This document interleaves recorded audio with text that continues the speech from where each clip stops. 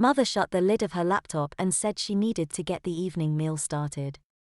She also volunteered me to help since I had no homework. Jane asked if Mother had found any prom photos on the school's website. Mother said she had, but felt that I'd rather we did something other than talk about dresses. And she's absolutely right. Jane got on with her homework and I peeled the carrots and potatoes. Later that evening, I borrowed the laptop and had a quiet look at the school's website and in particular, the photographs from last year's prom. I wished I hadn't.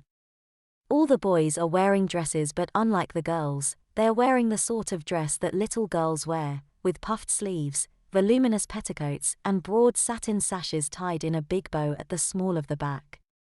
Now I understand the difference between a party dress and ball gown, and why my sister would rather wear one over the other. A few days later, Mother said that she'd noticed I'd had a look at the prom photos on her laptop. Jane and I are fully aware that she could check on our surfing history, so this didn't surprise me. Then she asked me what I thought about them. "They look horrible," I replied. "Like little girls' dresses." "They are a bit young," she replied. "But I think a party dress is more appropriate for a boy than a ball gown," she added. I suggested that neither are appropriate for a boy. "Oh, you know that's not true.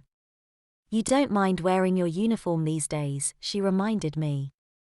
"I do, I just don't complain about it anymore," I replied. "Well, I guess you've got about 6 or 7 weeks to have a think about it," Mother replied. "In that time maybe you should have another look through the prom photos and think about the sort of dress you would like to wear." "I don't want to wear any of them," I muttered. She knows that. Why is she even asking? Think about it this way. If you had a choice between a pink dress or a blue one, which would you rather not wear? The pink one. Which mean you'd rather wear the blue one? I guess. I gulped. Mother asked which I'd rather wear if the choices were blue or green.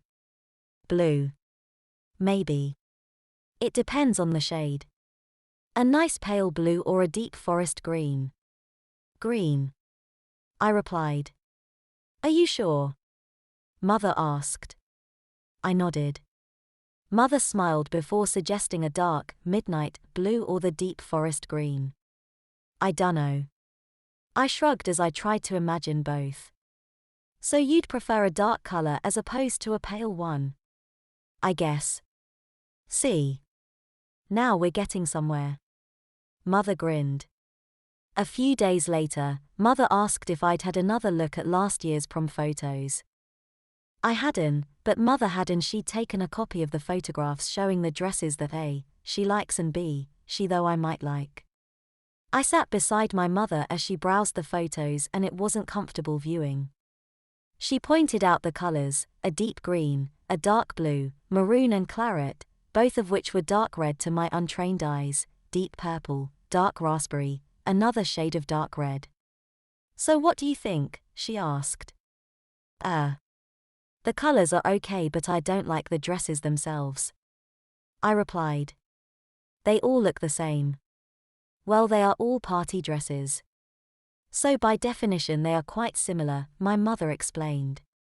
She drew my attention to minor details such as the shape and style of the neck, the relative height of the waist, matching or contrasting sashes and the various styles of pin-tuck sleeves, puffed sleeves or no sleeves. I wasn't in the mood to even think about it, let alone give Mother the answers she was looking for. "It's important to get an idea of what you'd prefer before we go shopping for one," Mother told me.